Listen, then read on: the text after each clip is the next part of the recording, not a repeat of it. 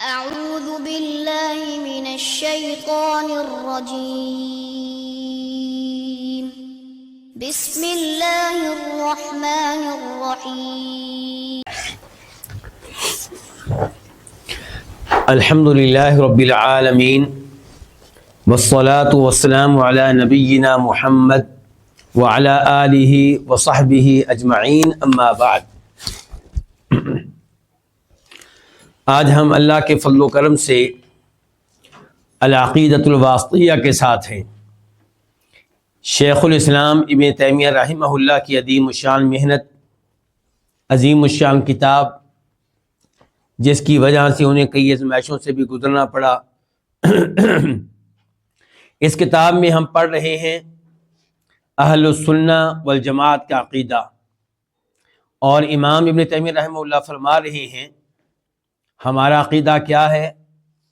اللہ تعالیٰ پہ ایمان لانا، اللہ کے رسولوں پہ ایمان لانا، فرشتوں پہ ایمان لانا، آخرت پہ ایمان لانا، تقدیر پہ ایمان لانا۔ 6 چیزیں ہیں ان پہ ایمان لانا۔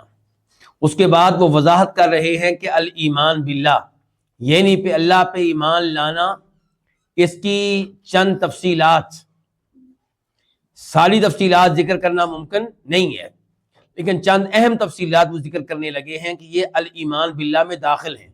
جب آپ کہتے ہیں کہ ہمارا اللہ پہ ایمان ہے تو آپ کو ایمان لانا پڑے گا ان اللہ کے ناموں پہ، ان صفات پہ جو اللہ تعالی نے خود بیان کیے ہیں اپنے قرآن میں، اور ایسے ہی اللہ کی ان صفات پہ بھی ایمان لانا پڑے گا جو بیان کی ہیں نبی علیہ الصلوۃ والسلام نے۔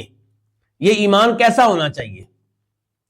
ویسے تو جو اللہ تعالیٰ کے اوصاف قرآن کریم میں آئے ہیں ان پہ کئی لوگ ایمان لاتے ہیں، لیکن ایمان لانے کے باوجود ان کا ایمان غلط ہے، وہ ایمان نہیں ہے جو ایمان ہونا چاہیے۔ تو کیسا ایمان ہونا چاہیے یہ آج بتانے لگے ہیں امام ابن تیمیہ رحمہ اللہ۔ کہتے ہیں من غیر تحریف ولا تعطیل ومن غیر تکییف ولا تمثیل۔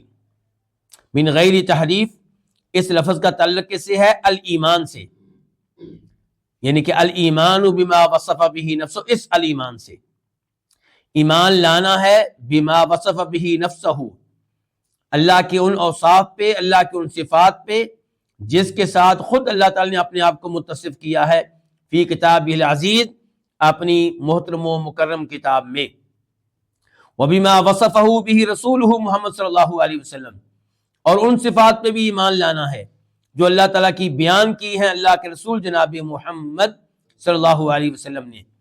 من غیر تحریف، یہ ایمان بغیر کسی تحریف کے ہونا چاہیے، بغیر کسی تعطیل کے ہونا چاہیے، بغیر کسی تکییف کے ہونا چاہیے، اور بغیر کسی تمثیل سے کے ہونا چاہیے۔ اس کا مطلب ہے کہ یہ ایمان 4 امراض سے، 4 بیماریوں سے پاک ہونا چاہیے۔ ستھرا ایمان۔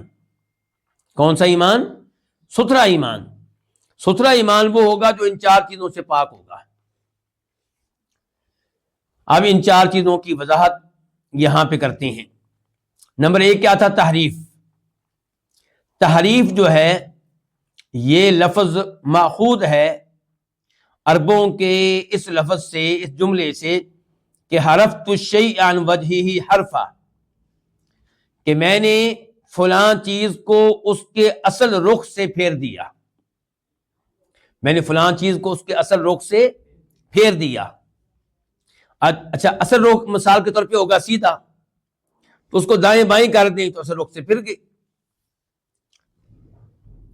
اور چونکہ یہاں پہ تحریف ہے، یعنی کہ حرف یحرف، را 2 بار ہے، تو اس کا مطلب ہوگا انتہا درجے کا پھیر دینا، بہت زیادہ پھیر دینا۔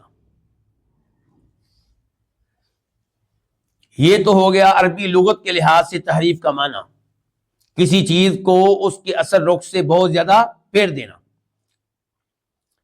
اب علماء کرام تحریف سے کیا مراد لیتے ہیں؟ تو اس کی تعریف یہ ہے کہ امالۃ الکلام عن المعنى المتبادر منه الى معنى آخر لا يدل علیہ اللفظ الا باحتمال مرجوح،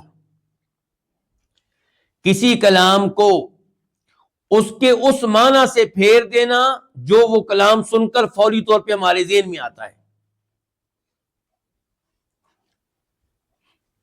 مثال کے طور پہ ید اللہ، جب آپ یہ لفظ سنتے ہیں تو ذہن میں کیا آتا ہے کہ اللہ تعالیٰ کا کیا ہے؟ ہاتھ ہے. ید اللہ سے یہ معنی کہ اللہ کا ہاتھ ہے، یہ وہ معنی جو فوری طور پہ ہمارے ذہن میں آتا ہے. تو یہ کیا ہو گیا؟ اس کا حقیقی معنی. یہ کیا ہو گیا؟ اس کا ظاہری معنی. تو کلام کو اس معنی سے پھیر دینا، کہتے ہیں کلام کو پھیر دینا عن المعنى المتبادر منہ، اس کلام کے اس معنی سے جو فوری طور پہ ذہن میں آتا ہے، الی معنی آخر، کسی دوسرے معنی کی طرف. لا يدل علیہ اللفظ، اس دوسرے معنی پہ وہ والا لفظ دلالت نہیں کرتا، الا باحتمال مرجو، ہاں اس کا امکان اگر ہے بھی تو انتہائی ضعیف کمزور قسم کا احتمال اور امکان ہے. اس معنی کا احتمال اگر ہے بھی، امکان ہے بھی، تو کیا ہے؟ انتہائی ضعیف اور کمزور قسم کا احتمال. تو خلاصہ کلام کیا ہے کہ معنی آپ نے تبدیل کر دیا. معنی کے تبدیل کر دینے کو کیا کہتے ہیں؟ تحریف.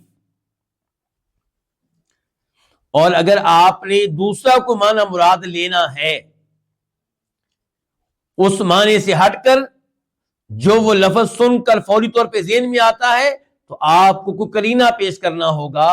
اصل معنی سے، مشہور معنی سے، ظاہری معنی سے ہٹنے کے لیے کوئی دلیل دینا پڑے گی. بلا وجہ آپ کو اس معنی سے کسی اور معنی کی طرف جانے کی اجازت نہیں ہے. تو یہ کیا ہو گئی؟ تحریف. اچھا، تحریف کبھی لفظی ہوتی ہے، کبھی معنوی. لفظی تحریف کیا ہے؟ مثال کے طور پہ کئی لوگ اس بات کو قبول نہیں کرتے کہ اللہ تعالیٰ کلام کرتے ہیں، تو انہوں نے کیا تعویل کی؟ وَكَلَّمَ اللَّهُ مُوسَىٰ تَكْلِيمًا، یہ اللہ تعالیٰ کا فرمان ہے کہ اللہ تعالیٰ نے موسیٰ علیہ السلام سے باقاعدہ کلام کیا، باقاعدہ گفتگو کی. اب کئی لوگ اللہ کے کلام کو نہیں مانتے، تو انہوں نے یہاں پہ کیا کیا؟ تحریف کر ڈالی. معنی تبدیل کیا نہیں، لفظ ہی تبدیل کر دیا. اس کو کہتے ہیں تحریف لفظی. یہاں پہ لفظ کیا تھا؟ وَكَلَّمَ اللَّهُ، یعنی کہ اللہ ہے کلام کرنے والا. لفظ اللہ کیا بننا تھا؟ فاعل، کہ اللہ نے کلام کیا. کس سے؟ موسیٰ علیہ السلام سے. موسیٰ کیا بننا تھا؟ مفعول. تو انہوں نے کیا کہا؟ وَكَلَّمَ اللَّهَ، یعنی کہ لفظ اللہ پہ پیش پڑھنے کی بجائے، ضمہ پڑھنے کی بجائے کیا پڑھا؟ فتح، زبر. اگر یوں ہو جائے تو معنی کیا ہوگا؟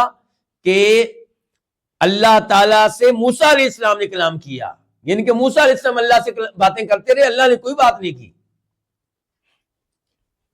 جبکہ یہ کیا ہے؟ یہ تحریف ہے. اور قرآن کریم کی دیگر آیات اس تحریف کا انکار کرتی ہیں. وَلَمَّا جَاءَ مُوسَىٰ لِمِيقَاتِنَا وَكَلَّمَهُ رَبُّهُ، وہاں پہ آپ کیا کریں گے؟ سورہ اعراف میں وَكَلَّمَهُ رَبُّهُ، کہ موسیٰ علیہ السلام سے ان کے رب نے کلام کیا. کہاں سے آپ بھاگیں گے؟ تو بہرحال یہ ہے تحریف لفظی. لیکن تحریف لفظی کرنا اتنا آسان کام نہیں ہے. تو عام طور پہ گمراہ فرقے کون سی تحریف کا سہارا لیتے ہیں؟ تحریف معنوی کا. معنی تبدیل کر دیتے ہیں. اس کی مثال کیا ہے؟ اللہ تعالیٰ کہتے ہیں استوا، الرحمن علی العرش استوا، رحمان عرش پہ مستوی ہے، رحمان عرش کے اوپر ہے، رحمان عرش سے بلند ہے. تو کہتے ہیں جی استوا کا معنی بلند ہونا نہیں یہاں پہ. حالانکہ استوا کا جب خصوصاً اس کے بعد علا آ جائے، استوا کے بعد کیا آ جائے؟ علا. الرحمن علی العرش استوا، یہ اصل میں ہے استوا علا. جیسا کہ ثم استوا علی العرش کئی آیات میں آیا ہے، ایک آیت میں نہیں، کئی میں آیا ہے استوا علی العرش. تو جب لفظ استوا کے بعد اعلی آ جائے تو معنی ہوتا ہے بلند ہونا، اوپر ہونا. لیکن انہوں نے کیا کہا جی؟ اس کا معنی ہے استولا. استوا بمعنی استولا، ان کہ اللہ عرش پہ غالب آ گیا. اللہ تعالیٰ کے علو کے یہ منکر ہیں، اس بات کے یہ منکر ہیں کہ اللہ اوپر ہے۔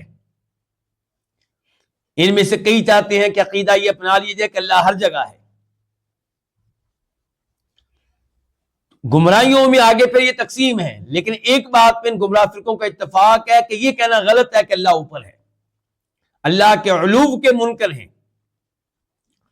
چنانچہ انہوں نے کیا کہا کہ اس کا معنی کیا لے لیا جائے؟ یہ ایک تعویل ہے ان کی، یہ ایک تحریف ہے، ورنہ کئی اور ان کی آراء اور اقوال بھی ہیں، لیکن اس بات میں متفق ہے کہ اصل معنی مراد نہیں لینا۔ اصل معنی ہم کہتے ہیں، وہ نہیں کہتے۔ تو لفظ استوا اس کے بعد جب اعلیٰ آ جائے تو اس کا معنی کیا ہوتا ہے؟ بلند ہونا۔ وہ کہتے ہیں یہ استولا، کہ اللہ عرش پہ غالب آ گیا۔ حالانکہ انسان ان سے پوچھے کہ اگر تمہیں مسئلہ تھا اس میں کہ اللہ اوپر ہے تو اللہ غالب آ گیا، تو اس سے کیا پیغام دینا چاہتی ہو؟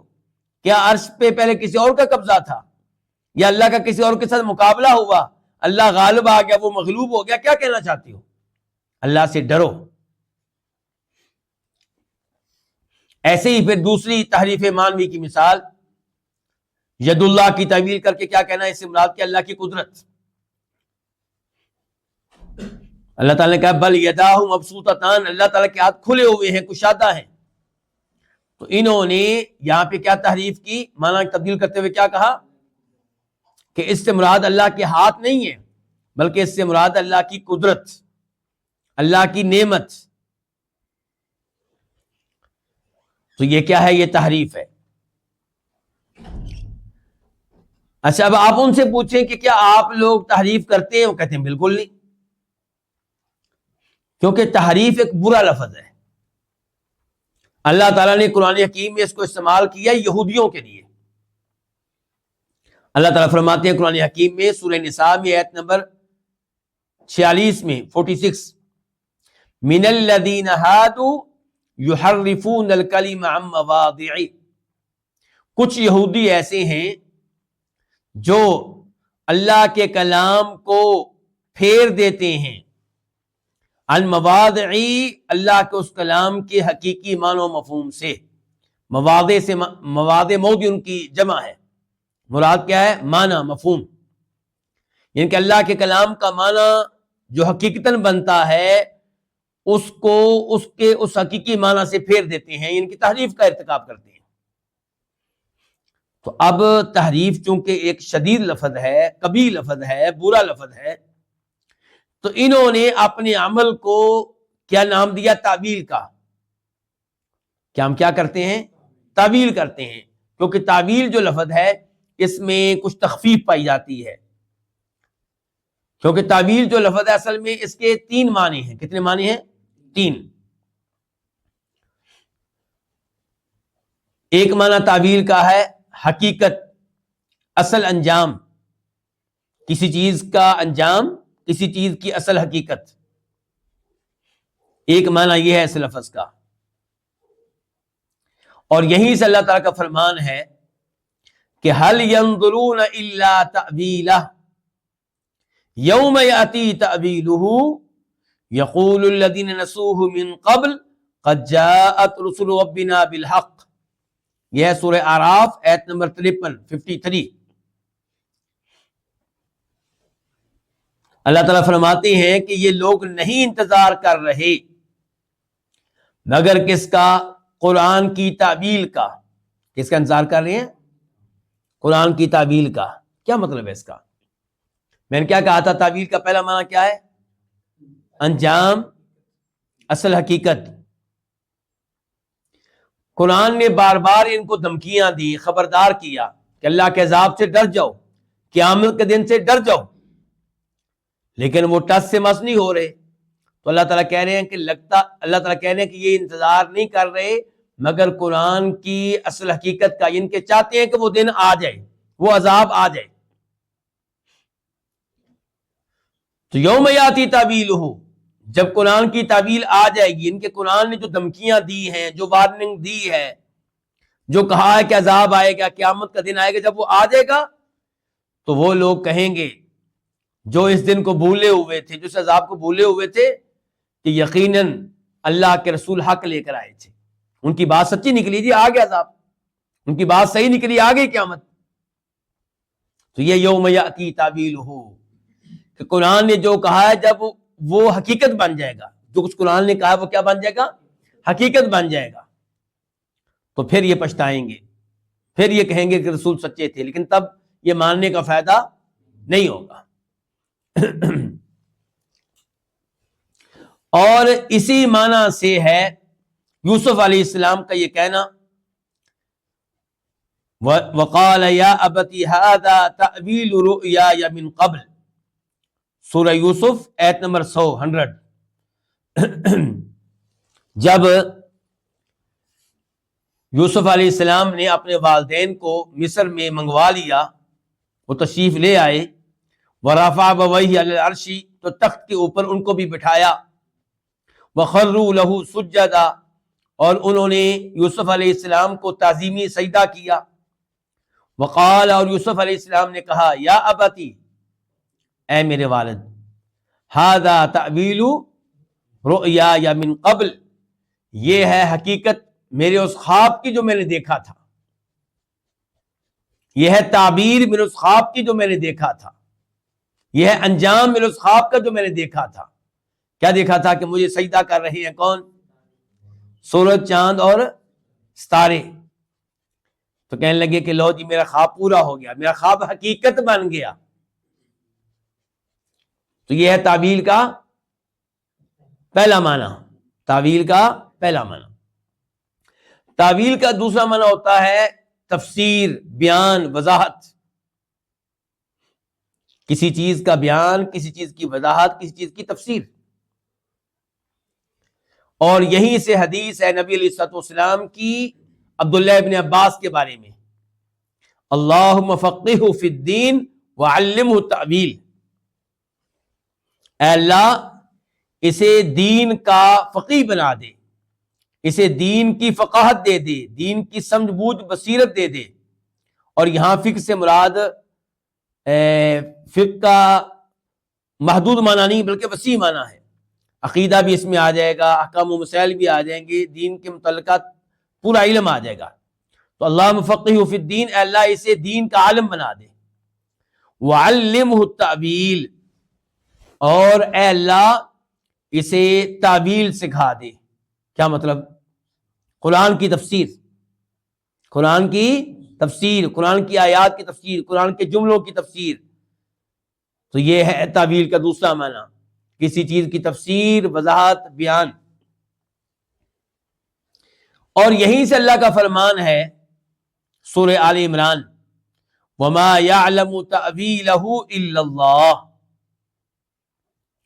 اور قرآن کی تعویل کو نہیں جانتا مگر اللہ. مگر اب یہاں پہ دھیان سے رہا، یہ جو آیت میں نبی آپ کے سامنے پڑھی ہے سورہ آل عمران کی، یہاں پہ جو تعویل کا لفظ آیا ہے اس سے مراد تفسیر ہے یا حقیقت ہے، اس میں علماء کرام میں اختلاف ہے. اور اس اختلاف کے نتیجے میں ان میں اختلاف ہے وقف کرنے کے بارے میں بھی. ذرا دھیان سے سمجھیے گا. کچھ علماء کرام کہتے ہیں یہاں تعویل سے مراد ہے قرآن کی حقیقت، تو وہ کہتے ہیں کہ وما یعلم تأویلہ الا اللہ پہ رک جائیں، کیونکہ قرآن کی حقیقت صرف اللہ ہی جانتا ہے. قرآن کی حقیقت سے کیا؟ مثال کے طور پہ قرآن نے کہا ہے کہ جنت ہوگی. اب جنت کو صحیح معنوں میں جاننے والا کون ہے؟ اللہ. انبیاء کرام علیہ السلام بھی جنت کو صحیح معنوں میں نہیں جانتے. اللہ تعالی نے کہا جہنم ہوگی. اب جہنم کی حقیقت کیا ہے؟ خود جہنم. جہنم کی حقیقت کیا ہے؟ تعویل کیا ہے؟ خود جہنم، جہنم کا وجود. تو اس کو صحیح معنوں میں کون جانتا ہے؟ اللہ ہی جانتا ہے. تو جتنی بھی غیبی خبریں بتائی ہیں قرآن نے، ان کی اس کی حقیقت کو صحیح معنوں میں کون جانتا ہے؟ اللہ ہی جانتا ہے. اس لیے ان علماء کرام کے نزدیک آپ یہاں پہ وقف کریں گے وما یعلم تأویلہ الا اللہ، اور معنی ہوگا کہ قرآن کی اصل حقیقت کو اللہ ہی جانتا ہے. اس کے بعد آپ کہیں گے والراسخون فی العلم یقولون آمنا بہ، اور وہ جو علم میں پختہ ہیں وہ اگرچہ قرآن کی اصل حقیقت کو نہیں جانتے، لیکن وہ کہتے ہیں کہ ہم ایمان لے آئے جو اللہ نے بتا دیا، جنت ہم نے دیکھی نہیں ہے، جہنم کی اصل حقیقت کو ہم نہیں جانتے، لیکن ہمارا ایمان ہے کہ جنت ہے، جہنم ہے، فرشتے ہیں، جو اللہ نے بتا دیا بالکل صحیح بتایا۔ اور دوسرا یہ ہے کہ آپ کہیں کہ تعویل کا معنی ہے یہاں پہ تفسیر، تعویل کا معنی کیا ہے؟ تو پھر قرآن کی تفسیر کیا صرف اللہ ہی جانتا ہے؟ نبی بھی جانتے ہیں، صحابہ کرام نے بھی سیکھی ہے۔ تو پھر آپ وقف الا اللہ پہ نہیں کریں گے، پھر آپ تلاوت جاری رکھیں گے، پھر آپ کہیں گے وما يعلم تأويله الا الله والراسخون في العلم يقولون آمنا به، اور قرآن کی تفسیر کو صرف اللہ جانتا ہے، دوسرے نمبر پہ وہ جانتے ہیں جو علم میں پختہ ہیں، اور وہ پھر کہتے ہیں کہ ہم ایمان لے آئے، اس قرآن کی تفسیر جاننے کے بعد ہم اس قرآن پہ ایمان لے آئے۔ تیسرا معنی تعویل کا، پہلے میں کتنے معنی بتا چکا ہوں؟ پہلا معنی کیا تھا؟ کسی چیز کی حقیقت، کسی چیز کا انجام، اور دوسرا معنی کیا تھا؟ تفسیر، بیان، وضاحت، شرح، اور تیسرے نمبر پہ اب ہے صرف اللفظ عن المعنى الظاہر الى غیرہ، کسی لفظ کو اس کے ظاہری معنی سے پھیر کر کسی دوسرے معنی کی طرف لے جانا، یہ ہے وہ تحریف جو ابھی ہم نے کہا تھا۔ تو کسی لفظ کو اس کے ظاہری معنی سے پھیر کر کسی اور معنی کی طرف لے کر چلے جانا۔ اب پھر تعویل کی دو قسمیں ہو جائیں گی، اس آخری معنی کے لحاظ سے جو تعویل ہے اس کی کتنی قسمیں ہو جائیں گی؟ کبھی وہ تعویل اچھی ہوگی، کبھی بری ہوگی۔ اگر آپ اس کے کسی کلام کے ظاہری معنی سے ہٹ کے کسی دوسرے معنی کی طرف جا رہے ہیں اور اس کے اوپر کوئی دلیل ہے، کسی دلیل کے پیش نظر آپ نے یہ موقف اختیار کیا ہے کہ ہم نے اس کا یہ قریبی معنی مراد نہیں لینا بلکہ دور والا معنی مراد لینا ہے، اور کوئی دلیل پائی جاتی ہے، پھر ٹھیک ہے، دلیل لیکن دینا پڑے گی آپ کو۔ اور اگر بغیر دلیل کے آپ کسی لفظ کا ظاہری معنی، وہ جو فوری طور پہ ذہن میں آتا ہے، جو اس کا مشہور معنی ہے، اس کو چھوڑ کے کسی دور والے معنی کی طرف جا رہے ہیں اور دلیل اس کے اوپر کوئی نہیں ہے، تو پھر یہ ہے تحریف۔ تو یہ لوگ اپنے آپ کو کیا کہتے ہیں؟ اہل تعویل۔ یہ لفظ اپنے اوپر استعمال کرتے ہیں تاکہ تحریف والے لفظ سے بچ سکیں، تاکہ کس سے بچ سکیں؟ تحریف والی لفظ سے بچ سکیں۔ لیکن امام ابن تیمیہ رحمہ اللہ نے تحریف کا لفظ استعمال کیا ہے، کیونکہ کہتے ہیں یہ وہ لفظ ہے جو قرآن میں آیا ہے۔ اور آپ کو یاد ہوگا کتاب کا آغاز کرنے سے پہلے ہم نے تذکرہ کیا تھا ان مجالس کا جو امام ابن تیمیہ رحمہ اللہ اور ان کے مخالفین کے مابین ہوئی تھی اس کتاب کے تعلق سے، اور یہ کتاب ان مجالس میں پڑھی گئی تھی، اور ان لوگوں نے کئی الفاظ پہ اعتراض کیا تھا۔ ان اعتراضات میں سے ایک اعتراض یہ لفظ تحریف تھا کہ جناب یہ بہت بھاری لفظ ہے جو انہوں نے استعمال کیا ہے۔ وہ اپنے بڑوں کو بچانا چاہتے تھے جنہوں نے تحریفیں، یہ تعویلیں کی ہوئی ہیں۔ میرے تیمیہ رحمہ اللہ نے ان کو خاموش کروا دیا کہہ کر کہ میں نے لفظ قرآن سے لیا ہے۔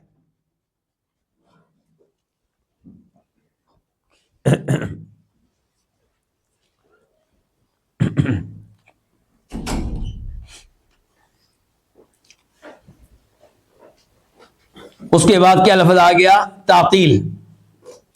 تعطیل لفظ جو ہے اس کا لغوی معنی کیا ہے؟ یہ لفظ ماخوذ ہے عطل سے، اور اس کا معنی خالی ہونا، فارغ ہونا، چھوڑ دینا۔ اور اب قرآن حکیم میں آیا ہے یہ لفظ سورہ حج میں آیت نمبر 45 میں 45، فَكَأَيٍّ مِّن قَرْيَةٍ أَهْلَكْنَاهَا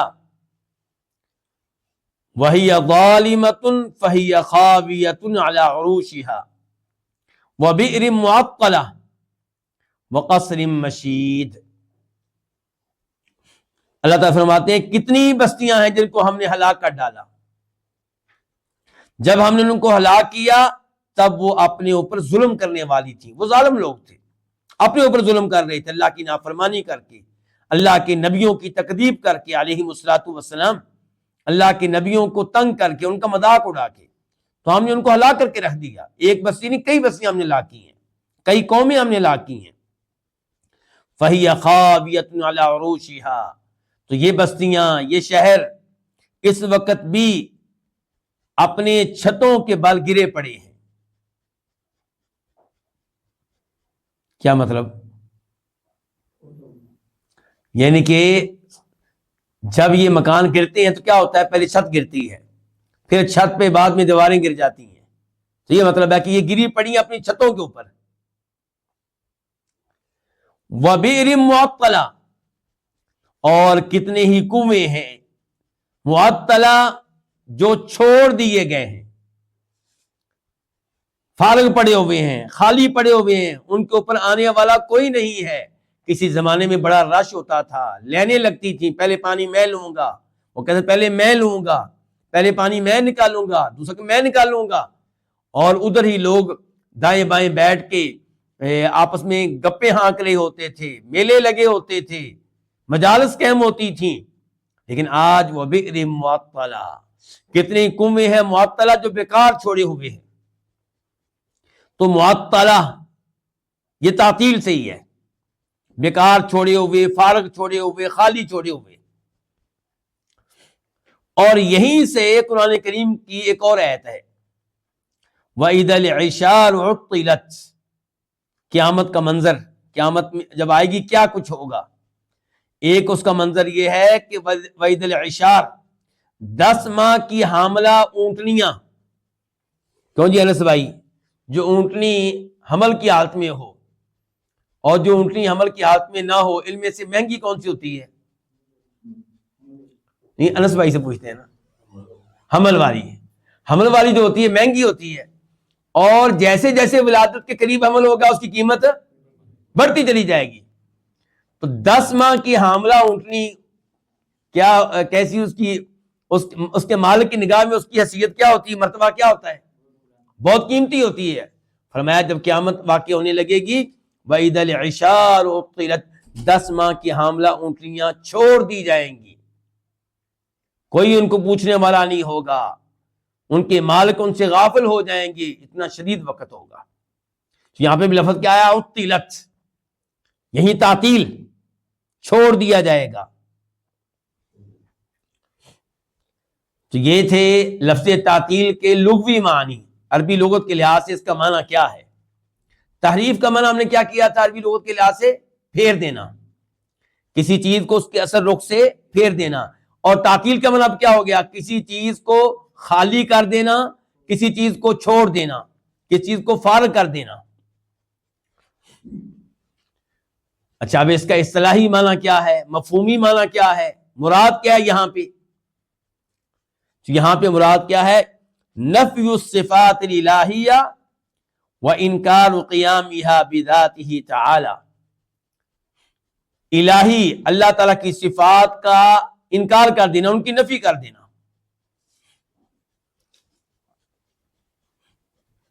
اللہ تعالیٰ کی صفات کی کیا کر دینا؟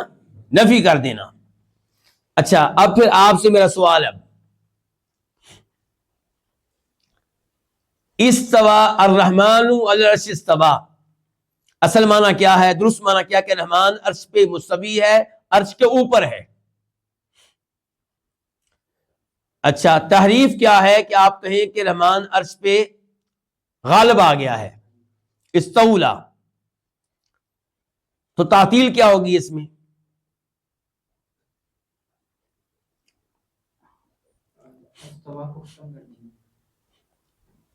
اللہ آپ کو ذائقہ خیر دے۔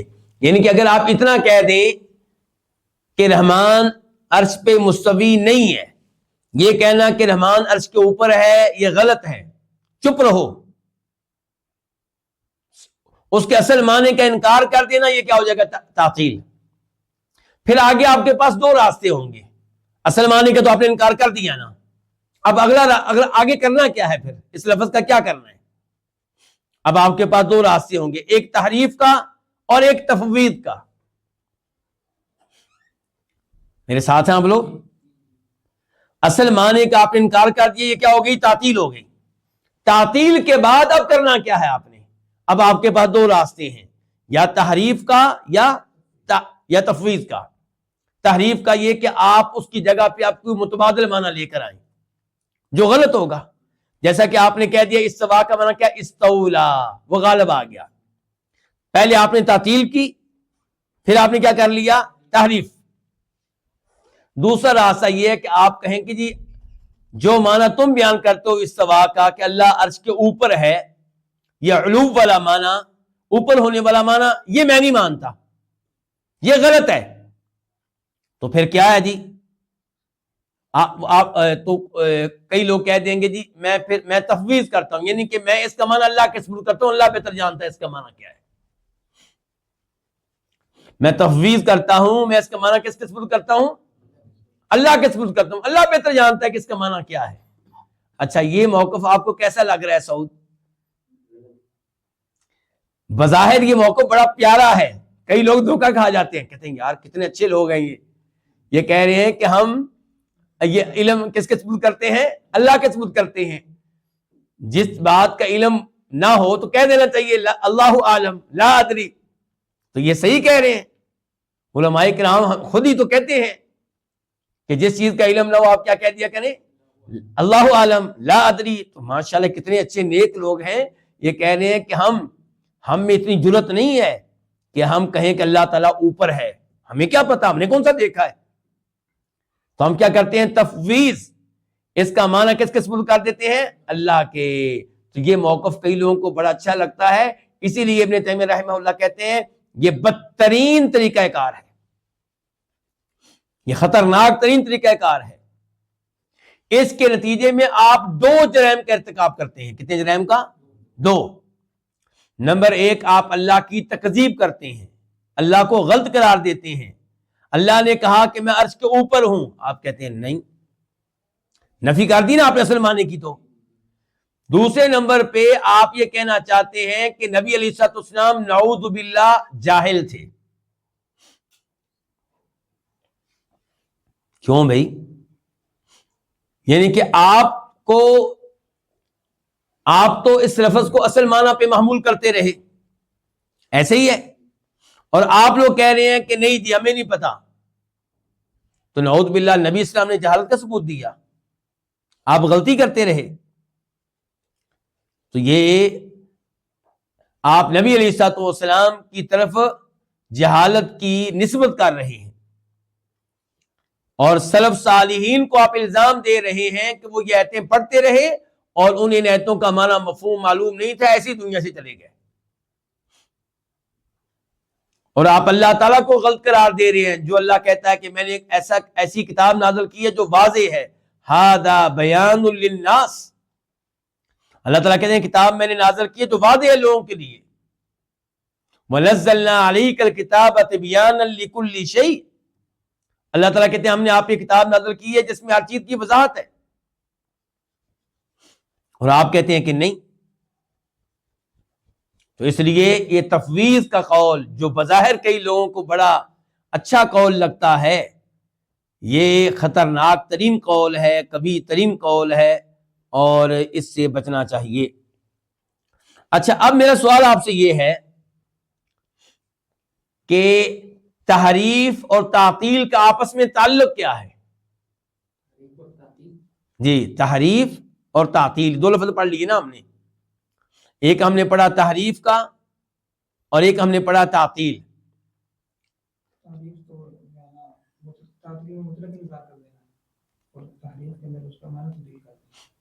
ہاں، تو آپ کہیں گے تعطیل کا لفظ جو ہے یہ عام ہے، تعطیل کا لفظ کیا ہے؟ عام ہے۔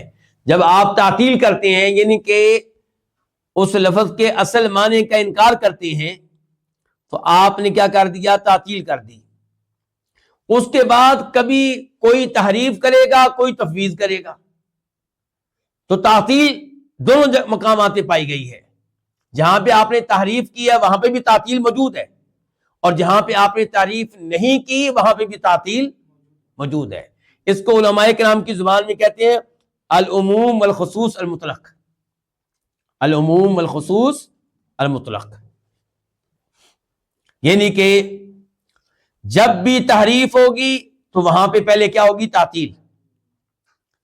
اور جب بھی تعطیل ہوگی تب ضروری نہیں کہ تحریف ہو، کبھی تحریف ہوگی کبھی تفویض ہوگی. اللہ کرے کہ میرے بھائی میرے ساتھ رہیں، کوئی ان مشکل الفاظ کی وجہ سے ہمیں چھوڑ کر جائے نہیں. یہ کوئی حال نہیں ہے کہ آپ ہمیں چھوڑ کے چلے جائیں بیچ میں. میرے وہ بھائی جو میرے پاس بیٹھے ہیں میں ان کو بھی مخاطب کر رہا ہوں، جو آن لائن ہے میں ان کو بھی مخاطب کر رہا ہوں.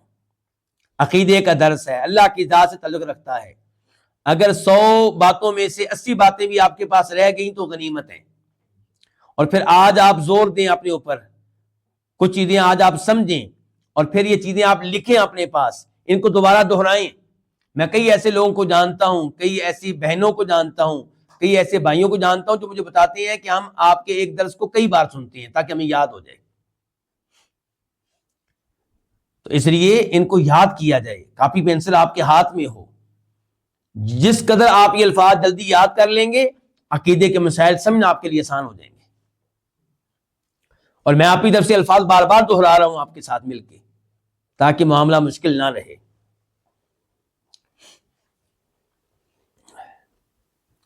کئی لوگ تفویض کا قول اس کے بارے میں کہتے ہیں کہ یہ تو سلف کا مذہب ہے. تفویض کا مطلب لفظی معنی کیا ہوتا ہے؟ تفویض کا سپرد کر دینا. وَأُفَوِّضُ أَمْرِي إِلَى اللَّهِ قرآن میں ہے کہ فرعون کی برادری میں سے، فرعون کے قبیلے میں سے ایک آدمی مسلمان ہو گیا تھا، تو اس نے کہا تھا وَأُفَوِّضُ أَمْرِي إِلَى اللَّهِ، میں اپنا معاملہ کس کے سپرد کرتا ہوں؟ اللہ کے. تو تفویض کا مطلب سپرد کر دینا. تو کئی لوگ سمجھتے ہیں کہ اللہ کی صفات کے معاملے میں جو الفاظ آئیں ان کو مان لینا اور مانا اللہ کے سپرد کر دینا یہ سلف کا مذہب ہے، جبکہ یہ بات غلط ہے، یہ بات درست نہیں ہے. جن لوگوں نے یہ دعویٰ کیا ان میں سے ایک اشاعرہ ہیں، متاخرین اشاعرہ یہ سمجھتے ہیں کہ سلف کا مذہب کیا تھا؟ تفویض کا. اشاعرہ کون لوگ ہیں؟ ان کا تعارف میرے خیال میں پھر کبھی ہونا چاہیے. یہ وہ لوگ ہیں ویسے جو اللہ تعالیٰ کی 7 صفات کو مانتے ہیں. کتنی صفات کو؟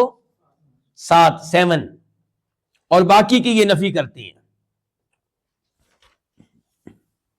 وہ صفات 7 کون سی ہیں ان کا پھر تذکرہ انشاءاللہ کبھی کریں گے. تو بہرحال جو متاخرین اشاعرہ ہیں ان کا یہ دعویٰ ہے کہ سلف صالحین جو تھے، صحابہ کرام، تابعین، تبع تابعین، ان کا موقف جو کیا تھا وہ کون سا تھا؟ تفویض کا. جبکہ ان کا یہ دعویٰ غلط ہے، ان کی یہ بات درست نہیں ہے. سلف جو تھے وہ تفویض کے قائل تھے لیکن معنی میں نہیں، کیفیت میں. فرق سمجھ رہے ہیں؟ یعنی کہ سلف جو تھے وہ اللہ تعالیٰ کے بارے میں جب کہا جاتا تھا کہ اللہ تعالیٰ کے ہاتھ ہیں، بل یداہ مبسوطتان، کہ اللہ تعالیٰ کے ہاتھ کشادہ ہیں، کھلے ہوئے ہیں، تو وہ مانتے تھے اللہ تعالیٰ کے ہاتھ ہیں، لیکن ہاتھوں کی کیفیت کیا ہے، تفصیلات کیا ہیں، ان میں وہ کہتے تھے ہمیں نہیں پتا، یہ معاملہ ہم اللہ کے سپرد کرتے ہیں. تو وہ لفظ کا معنی اللہ کے سپرد نہیں کرتے تھے، لفظ کی کیفیت، معنی کی کیفیت. اور یہ جو متاخرین اشاعرہ ہیں یہ تو معنی کا انکار کرتے ہیں اور پھر تفویض کا نعرہ لگا دیتے ہیں اور کہتے ہیں سلف کا مذہب ہے. بالکل یہ سلف کا مذہب نہیں ہے. یہ بات واضح ہو رہی ہے انس بھائی؟ یہ کہنا غلط ہے کہ سلف قرآن پڑھتے تھے اور قرآن کا معنی نہیں جانتے تھے. وہ پڑھتے تھے الرحمن علی العرش استوی، رحمان عرش پہ مستوی ہے، اور ان کو پتہ ہی نہیں تھا کہ مستوی کا معنی کیا ہے. نہیں، وہ جانتے تھے مستوی کا معنی ہے کہ اللہ عرش کے اوپر ہے، لیکن اگر ان سے یہ پوچھا جائے کہ اللہ عرش کے اوپر کیسے مستوی ہے، اس کا وہ انکار کرتے تھے.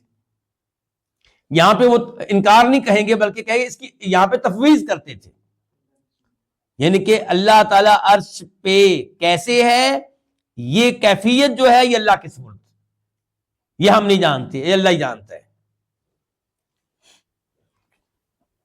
چنانچہ امام مالک کا واقعہ مشہور و معروف ہے. اسے امام بہقی اپنی کتاب الاسماء والصفات میں لے کر آئے ہیں. اور ایسے ہی ان کے استاد ربیعہ رائے سے بھی یہ واقعہ آتا ہے جو کہ امام مالک کے شیخ ہیں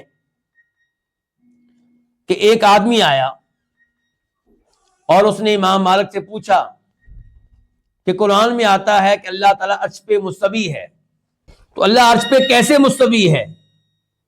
یہ بتائیں کہ اللہ عرش پہ کیسے مستوی ہے؟ تو امام مالک نے کہا تھا، یہ دھیان سے سنیے گا، الاستواء معلوم والکیف مجہول والسؤال عنہ بدعۃ والایمان بہ واجب. یہ بڑی عظیم گفتگو ہے جو امام مالک نے فرمائی ہے. یہ اللہ کی صفات کے معاملے میں جگہ بجگہ ہمارے کام آئے گی، اس لیے اس کو یاد کر لینا چاہیے. کیا کہا تھا امام مالک نے؟ الاستواء معلوم. استواء کا معنی ہمیں معلوم ہے، اللہ عرش کے اوپر ہے. استواء کا معنی ہمیں کیا ہے؟ یہ نہیں کہہ رہے کہ اللہ کے سپرد، یہ نہیں کہہ رہے. کیا کہہ رہے ہیں؟ معلوم ہے ہمیں. والکیف مجہول، اور کیفیت جو ہے وہ مجہول ہے، وہ نامعلوم ہے. اللہ عرش کے اوپر کیسے ہے، کیفیت کا ہمیں نہیں پتا. والسؤال عنہ بدعہ، اور یہ پوچھنا کہ اللہ تعالیٰ عرش کے اوپر کیسے ہے، یہ سوال کرنا ہی بدعت ہے، سوال کرنا ہی غلط ہے. والایمان بہ واجب، لیکن اس پہ ایمان لانا ضروری ہے. کس کے اوپر؟ اللہ عرش پہ ہے، اس پہ ایمان لانا ضروری ہے. اس کے بعد امام مالک رحمہ اللہ نے کہا اس آدمی کو میری مجلس سے نکال دو. یعنی کہ بہت بڑی جرت و جسارت ہے کہ آپ اللہ کے بارے میں پوچھیں کیسے. کئی لوگ سمجھتے ہیں کہ ہر سوال کا جواب دینا چاہیے. نہیں، ہر سوال کا جواب نہیں دیا جاتا. کئی دفعہ سوال غلط ہوتا ہے، کئی دفعہ کیا ہوتا ہے؟ سوال غلط ہوتا ہے. جیسے اللہ کے منکر، ملحد، لا دین، بے دین لوگ وہ کیا سوال کرتے ہیں کہ آپ یہ بتائیں کہ کیا اللہ تعالی ایسا پتھر پیدا کرنے کی قدرت رکھتا ہے جس کو وہ ہٹانے کی طاقت نہ رکھتا ہو؟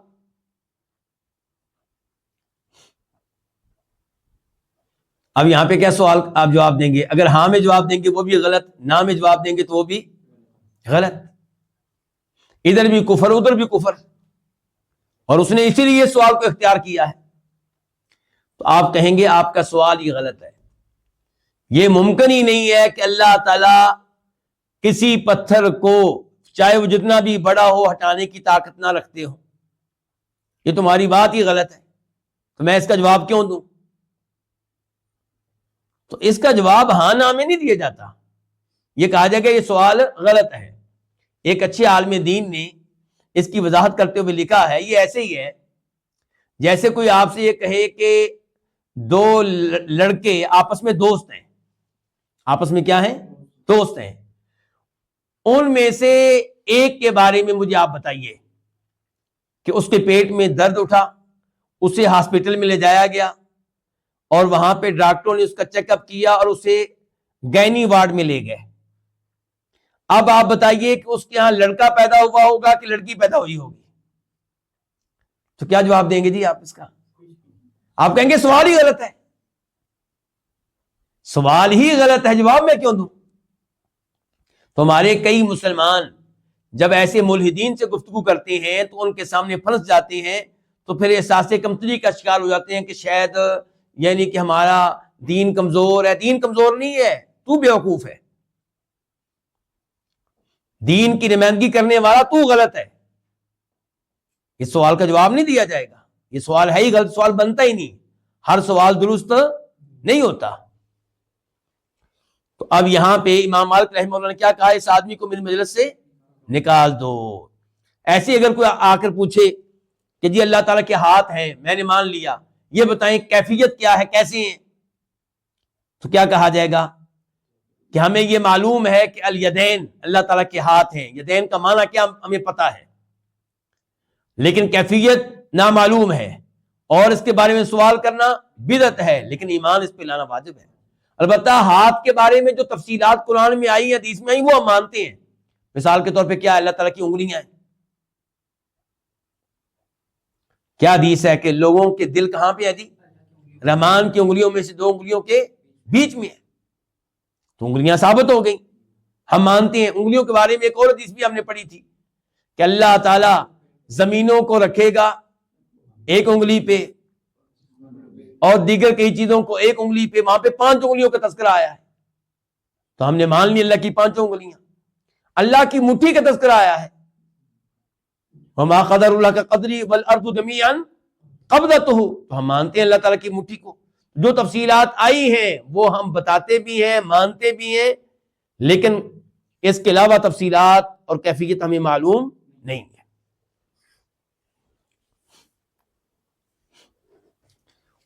اچھا, اب 4 الفاظ سے ٹوٹل اللہ کے اوپر ہم نے ایمان لانا ہے 4 چیزوں سے بچتے ہوئے. نمبر 1 تحریف سے بچتے ہوئے, یعنی کہ اللہ نے جو اپنا تعارف کرایا, اپنی صفات ذکر کی, ان کو ہم مانیں گے, ان کے ظاہری معنی پہ محمول کریں گے, حقیقی معنی پہ محمول کریں گے اور معنی تبدیل نہیں کریں گے. دوسرے نمبر پہ تعطیل بھی نہیں کریں گے, حقیقی معنی کا انکار نہیں کریں گے. تیسرے نمبر پہ تکییف کیف سے ہے, کیفیت, یعنی کہ اللہ کی صفات ان کے اوپر ایمان لائیں گے لیکن کیفیت میں داخل نہیں ہوں گے. یہی جو امام مالک نے کہا ہے.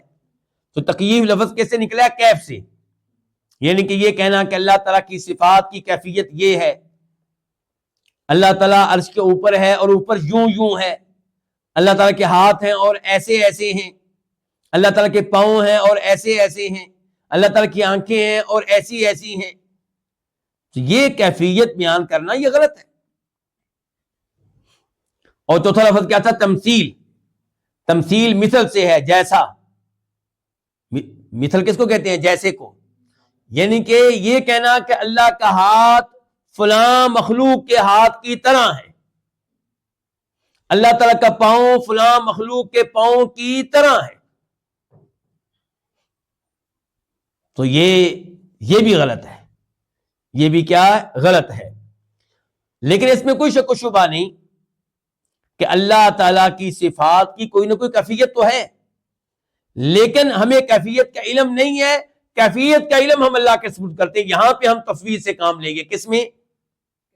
کیفیت میں, معنی میں نہیں. معنی میں ہم ایسا نہیں کرتے. اس کے بعد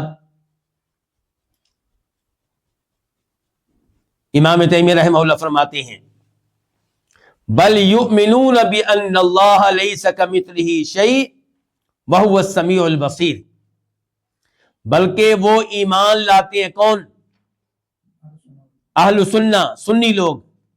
اور میں بار بار کہتا رہتا ہوں, سنی سے مراد وہ بدتی لوگ نہیں ہیں جو پاکستان انڈیا میں اس لفظ پہ قبضہ کر چکے ہیں, بلکہ اس سے مراد اہل الحدیث ہیں, سلفی لوگ ہیں جو سلف صالحین کے مذہب پہ ہیں, جو واقعی سنت پہ چلنے والے ہیں, بدعات سے دور رہنے والے ہیں.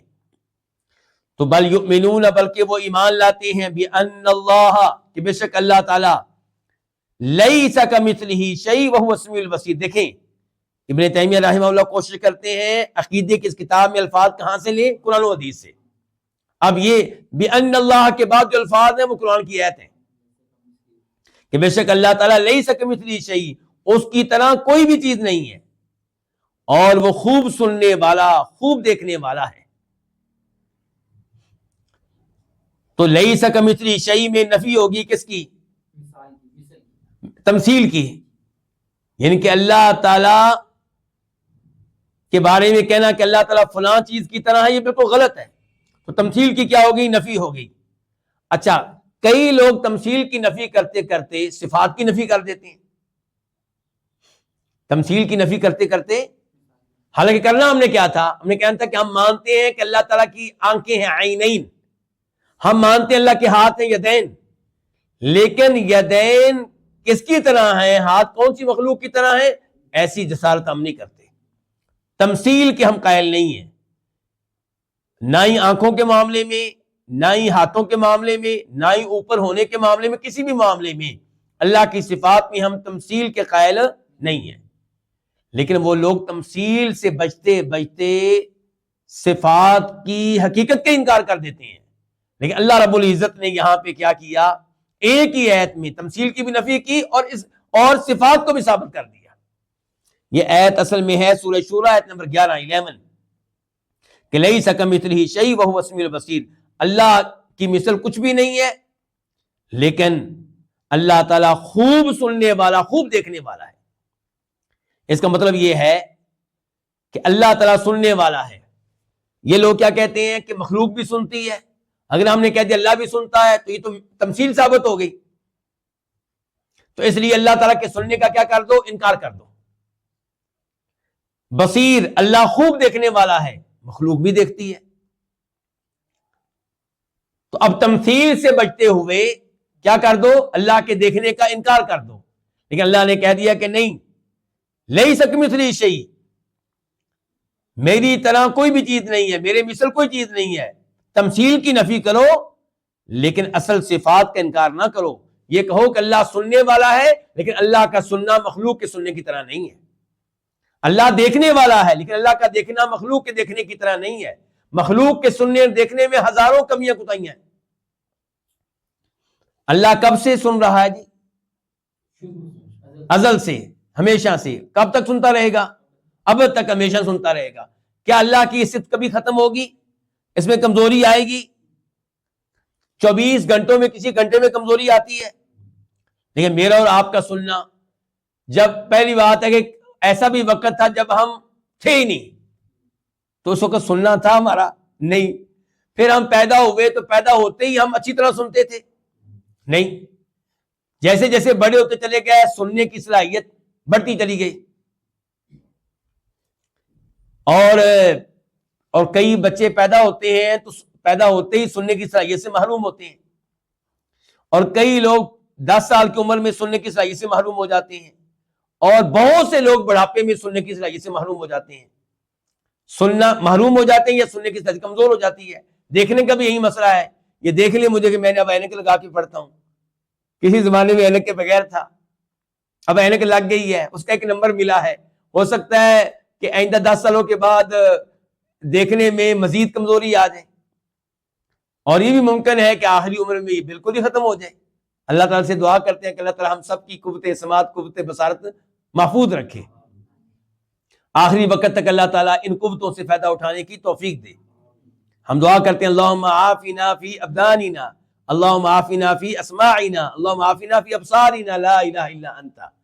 لیکن بہرحال یہ ہے ہمارا سننا, یہ ہمارا دیکھنا. اچھا پھر سننا بھی, اب اس کمرے میں ہم بیٹھے ہوئے ہیں, تو اوپر والے کمرے میں کوئی بات ہو تو کیا ہمیں آواز آئے گی؟ ہمارا سننا محدود ہے. اور اللہ تعالیٰ ہر وقت ہر ایک کی ہر زبان میں مکمل طور پہ سن رہا ہے, اور ازل سے ابد تک. دیکھنا بھی ایسے ہی ہے. ہم کیا اس دیوار کے اس پار دیکھ سکتے ہیں؟ نہیں. مرنے کے بعد دیکھ سکیں گے باہر کیا ہو رہا ہے؟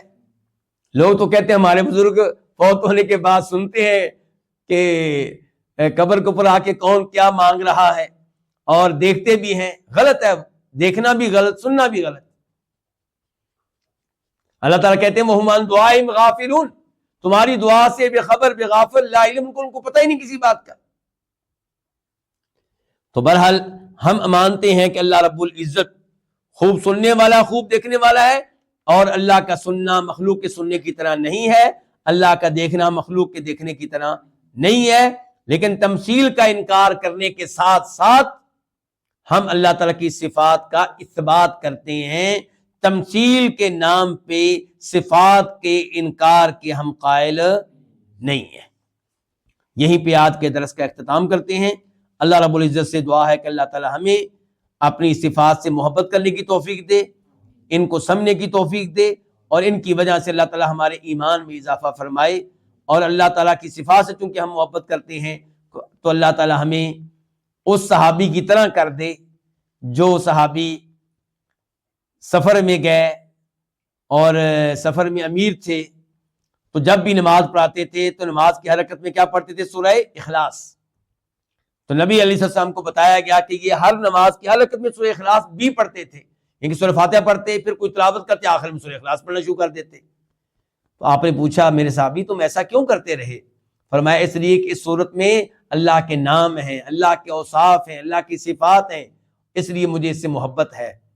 تو جواب آیا کہ تمہیں اس صورت سے اس لیے محبت ہے کہ اس میں اللہ کے نام ہیں، اللہ کی صفات ہیں، تو جان لو کہ خود اللہ تعالیٰ تم سے محبت کرتا ہے۔